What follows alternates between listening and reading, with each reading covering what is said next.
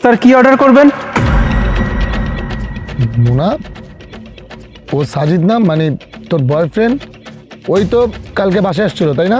হ্যাঁ ভাইয়া, ওই তো সাজিদ আমার বয়ফ্রেন্ড। তার মানে কালকে তো বাসায় আমাকে তুই বলিসনি যে ও ওয়েটারের কাজ করে? শেষ পর্যন্ত কিনা একটা ওয়েটার ছেলেকে তুই ভালোবাসিস?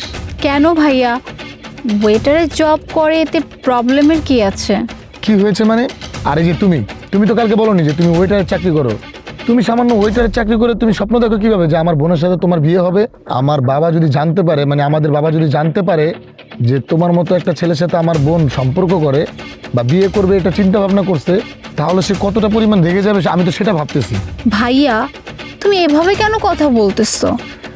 হ্যাঁ, ও এখানকার ওয়েটার, তাতে কি হয়েছে? তুমি জানো ও কত ভালো একজন স্টুডেন্ট আর ট্যালেন্টেড, দ্যাটস ওয়াই তো আমাদের কলেজে পড়তেছে।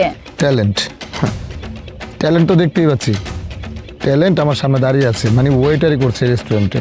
আচ্ছা, ওর স্যালারি কত? মানে ওর যে স্যালারি, আমার তো মনে হয় 20-25 হাজার টাকার বেশি হবে না, সর্বোচ্চ 30,000 টাকার মতো স্যালারি হবে, যেই টাকা কিনা আমার আর তোর বাবা একদিনে গরিব মানুষকে দান করে দেয়। হ্যাঁ, আর সেই টাকা দিয়ে, মানে সেই টাকা ইনকাম করে আমার বোনের মতো মানুষকে ও কিনা ভালোবাসে। ভাইয়া আমি সাজিদকে অনেক ভালোবাসি আর সাজিদও আমাকে অনেক ভালোবাসে, বাট ভাইয়া আমি একটা জিনিস বুঝি না, মানে যে তোমরা, মানে যারা বড়রা আছো, তোমরা সবসময় এইটা কেন এক্সপেক্ট করো যে তোমরা যেটা 50 থেকে 60 বছরে আর্ন করছো সেটা একটা 28 থেকে 30 বছরের ছেলে কিভাবে পারবে? হ্যাঁ, মানে তুমি যে বাবার উদাহরণ দিলা, বাবা কি শুরুতে এত টাকার মালিক ছিল? ছিল না তো। বাবার এত বছর লেগে গেছে এত টাকা ইনকাম করতে, তাহলে সাজিদ ও তো পারবে, তাই না? ওর তো মাত্র শুরু করেছে, সময় তো দিতে হবে। আর কি জন্য বললে হ্যাঁ, যে ওর যে কয় টাকা ইনকাম সেই কয় টাকা আমাদের বাবা প্রত্যেক দিন দান করে দেয়। ভাই তোমাকে আমি একটা কথা বলি, আমাদের বাবার ব্যাপারে তো তুমি জানোই, তাই না? আমাদের বাবা যখন বিয়ে করেছিল কি ছিল? হ্যাঁ, সামান্য একজন মেকানিক ছিল গ্যারেজের, বেতন কত ছিল? মাত্র 10,000 টাকা। কই আমার মতো তাকে ছেড়ে যায় না, গেছে, বরং পাশে থেকে তাকে সাপোর্ট করছে। আর আজকে আমাদের বাবা এত বড় একটা সাম্রাজ্য তৈরি করছে, আজকে বাবার কাছে কোনো কিছুর অভাব নাই। কিন্তু সাজিদের কিসের অভাব জানো? ব্যাকআপ, যেটা কিনা আমার আছে, তুমি আছো, বাবা আছে, আমার কিন্তু কোনো প্রবলেম নাই।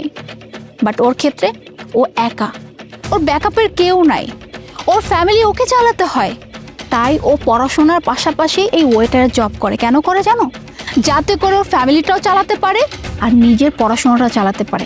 আর আমি খুব ভালো করে জানি আজকের সাজিদ একদিন ঠিকই অনেক বড় হবে, যেমনটা তুমি বাবার কথা বলছো না, ঠিক বাবা যেমন একদিন অনেক বড় হয়েছে, সাজিদ একদিন অনেক বড় হবে, কথাটা মিলিয়ে নিও। ভাইয়া ছোট মুখে একটা কথা বলি, হ্যাঁ আমি মানছি আজকে আমার অবস্থা খারাপ, কিন্তু সব সময় যে আমার অবস্থা খারাপ থাকবে তেমন তো না, তাই না? আল্লাহ চাইলে একদিন তো আমার অবস্থা ভালো হতেও পারে। আর তাছাড়া আমি যদি এখন কোথাও চাকরি করতে যাই, আমাকে কোথাও 15,000 টাকার বেশি দিবে না ভাইয়া। তাহলে আপনি যে এক্সাম্পলটা দিলেন আঙ্কেলের, তার বয়স অবধি পৌঁছাতে হলে আমাকে তো কত বছর পরিশ্রম করতে হবে সেটা আপনি নিজেও জানেন। আমাকে তো একটু সময় দিবেন ভাইয়া। তবে আমি আজকে আপনাকে কথা দিচ্ছি, যতদিন না পর্যন্ত আমি আপনার বোনের যোগ্য হয়ে দেখাতে পারবো ততদিন পর্যন্ত আমি আপনাদের সামনে আসবো না। কিন্তু হ্যাঁ, আপনাদেরকেও একটা কথা দিতে হবে, যেদিন আমি আপনার বোনের যোগ্য হয়ে দেখাতে পারবো সেদিন আপনি নিজে আপনার বোনের হাত আমার হাতে তুলে দিবেন। ততদিন পর্যন্ত আমি আপনার বোনের জন্য অপেক্ষা করতে রাজি। কিন্তু ভাইয়া বিশ্বাস করেন, আপনার বোনকে আমি অনেক বেশি ভালোবাসি, অনেক ভালো রাখবো ওকে। আসলে আমার এই জিনিসগুলো আগেই ভাবা উচিত ছিল যে আমার বোন কখনোই ভুল ডিসিশন নিতে পারে না। আমার বোন ভেবেচিন্তে যেহেতু ডিসিশন এটা নিয়েছে যে তোমাকে সে বিয়ে করবে বা তোমাকে পছন্দ করে, অবশ্যই ওর ডিসিশনটাকে মূল্যায়ন করা উচিত। সমস্যা নেই, তুমি যেটা বলছো তোমার কথাই থাকবে। তুমি যেদিন আমার বোনের বা আমাদের ফ্যামিলির লেভেলে চলে আসবে সেদিন আমি নিজে বা আমার বাবাকে বলে আমার বোনকে তোমার হাতে তুলে দেবো। থ্যাংক ইউ ভাইয়া।